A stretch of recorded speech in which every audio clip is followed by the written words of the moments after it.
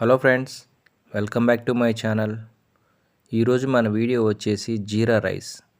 ఈ జీరా రైస్ ఎంతో టేస్టీగా ఉంటుంది, అంతే హెల్తీ కూడా. ఈ రెసిపీని చిన్నపిల్లల నుంచి పెద్దవారి వరకు అందరూ ఎంతగానో ఎంజాయ్ చేస్తారు. ఈ రెసిపీని ఎలా చేయాలో ఈ వీడియోలో తెలుసుకోబోతున్నాం. ఈ జీరా రైస్ ఒక్కసారి ఇంట్లో ప్రిపేర్ చేసుకున్నారంటే రెస్టారెంట్కి కూడా వెళ్ళరు, అంత టేస్టీగా ఉంటుంది. ఈ జీరా రైస్ ప్రిపేర్ చేయాలంటే ముందుగా మనకు కావాల్సింది రైస్. ఈ రైస్ అనేది బాస్మతి అయినా యూస్ చేయొచ్చు, సోనా మసూరి రైస్ అయినా యూస్ చేసుకోవచ్చు. నేనైతే బాస్మతి రైస్తో చేస్తున్నాను కాబట్టి 1 కప్పు బాస్మతి రైస్ని తీసుకున్నాను. ఇలా నానబెట్టుకోవటం వల్ల బాస్మతి రైస్ అనేది విడిపోతూ పొడి పొడిగా పుల్లలుగా మంచిగా అవుతుంది. మీరు బాస్మతి రైస్ కాకుండా సోనా మసూరి రైస్ కొత్తవి వాడుతున్నట్టయితే వాటిని నానబెట్టకూడదు.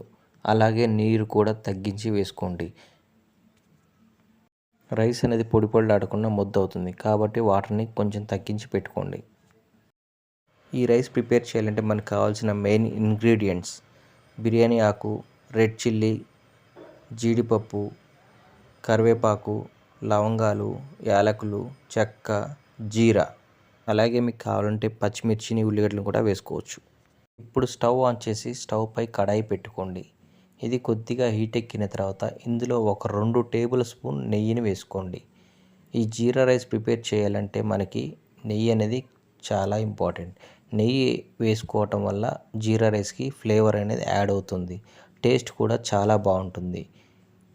నెయ్యి అవైలబుల్గా లేకపోతే ఆయిల్ అయినా యూస్ చేసుకోవచ్చు. నెయ్యి కొద్దిగా హీట్ అయిన తర్వాత ఇందులో 2 బిర్యానీ ఆకులు, 2 రెడ్ చిల్లీస్ని, అలాగే జీడిపప్పును కూడా వేసుకొని లైట్గా గోల్డెన్ బ్రౌన్ కలర్ వచ్చే వరకు ఫ్రై చేసుకోండి. ఇలా లైట్గా ఫ్రై అయిన తర్వాత ఇందులో 2 టేబుల్ స్పూన్ జీరాను కూడా వేసుకోండి. ఈ జీరా వేసుకున్న తర్వాత లైట్గా చిటపట అనే వరకు ఉంచండి, అప్పుడే దాని ఫ్లేవర్ అనేది బయటికి వస్తుంది. ఈ జీరా వేసిన తర్వాత మాడిపోకుండా చూసుకోండి. ఇందులోనే 3 లేదా 4 ఇలైచి, 2 ఇంచుల చెక్క, 5 లవంగాలు, జాపత్రి, అనాస్ పువ్వును కూడా వేసుకోండి. మీకు ఇష్టం లేకపోతే జాపత్రి, అనాస్ పువ్వును స్కిప్ చేయొచ్చు. ఇలా వేసుకున్న తర్వాత 1 నిమిషం పాటు ఫ్రై చేయండి. ఇలా ఫ్రై చేసుకున్న తర్వాత ఇందులోనే ఒక 10 రెమ్మలు కరివేపాకును కూడా వేసుకొని ఫ్రై చేసుకోండి.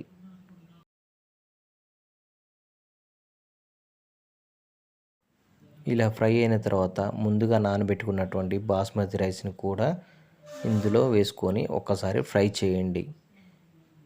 ఇలా 1 నిమిషం పాటు ఫ్రై చేసిన తర్వాత ఇందులో 1 గ్లాస్ రైస్కి 2 గ్లాసుల వాటర్ని యాడ్ చేసుకోండి. యాడ్ చేసిన తర్వాత ఒక 5 నిమిషాల పాటు ఉడకనివ్వండి. మీరు ఈ జీరా రైస్ ప్రిపేర్ చేసుకోవడం కోసం ముఖ్యంగా బియ్యము మరియు వాటర్ అనేది 1:2 రేషియోలో పెట్టుకోవాలి. ఇలా పెట్టుకున్నట్టయితే అన్నం అనేది మంచిగా ఉడికి మెత్తగా మరియు ఒకదానికొకటి అతుక్కోకుండా ఉంటుంది. ఇందులో మీ టేస్ట్కి తగ్గట్టుగా సాల్ట్ని యాడ్ చేసుకోండి. నేనైతే 1 టేబుల్ స్పూన్ సాల్ట్ వేసుకున్నాను. ఈ జీరా రైస్ అనేది 2 విధాలుగా చేసుకోవచ్చు. నేనైతే మొదటి విధానంలో చేసి చూపిస్తున్నాను. ఇక రెండో విధానానికి వస్తే ఇది హోటల్లో ఎక్కువగా చేస్తుంటారు. ఎలా అంటే ఈ బాస్మతి బియ్యాన్నంతా సపరేట్గా పక్కన ఉడికించి పక్కన పెట్టుకుంటారు. ఈ ఉడికించిన బాస్మతి రైస్నే ఇందులో వేస్తుంటారు. ఇలా ఈ రైస్ తోటే jeera rice, pulao rice, fried rice, egg rice, lemon rice ఇలా రకరకాల వంటకాలను తయారు చేసుకుంటారు. అలా ఏ విధంగా కావాలంటే ఆ విధంగా ఈ బియ్యాన్ని ట్యాంపర్ చేస్తుంటారు. ఈ హోటల్ స్టైల్లో చేసే పద్ధతి కూడా సేమ్ అండి, కానీ రైస్ అనేది ముందుగా ఉడికించి పక్కన పెట్టుకుంటారు. బిర్యానీ తర్వాత మన ఇండియన్ రెస్టారెంట్స్లో ఎక్కువగా ఆర్డర్ చేసే రైస్ డిష్ ఏదైనా ఉంది అంటే అది జీరా రైస్ ఒకటే. దీనిని కూరతో కానీ, పప్పుతో కానీ, రైతాతో కానీ తినవచ్చు. స్టవ్ని లో ఫ్లేమ్లో పెట్టి ఒక 10 నిమిషాల పాటు ఉడికించుకోండి. ఇలా ఉడికించిన తర్వాత ఇందులో కొత్తిమీర, పుదీనా వేసుకోండి. ఇప్పుడు చివరిగా ఇందులో కొత్తిమీర, పుదీనా వేసి గార్నిష్ చేసుకోండి. ఇలా వేయటం వల్ల చూడటానికి, తినడానికి కూడా చాలా బాగుంటుంది. ఇంతేనండి, ఈ జీరా రైస్ చాలా సింపుల్. ఇది మీరు కూడా ఒకసారి మీ ఇంట్లో ట్రై చేసి ఎలా వచ్చిందో కామెంట్ బాక్స్లో కామెంట్ చేసి చెప్పండి. ఈ జీరా రైస్ తినటం వల్ల మన డైజెస్టివ్ సిస్టమ్ అనేది చాలా బాగా పనిచేస్తుంది. ఈ జీరా రైస్ హెల్తీ కూడా. ఇప్పటివరకు మా ఛానల్ చూసి సబ్స్క్రైబ్ చేయని వాళ్ళు ఉంటే సబ్స్క్రైబ్ చేయండి. ఈ వీడియోని లైక్ చేయకపోతే లైక్ చేయండి, షేర్ చేయండి.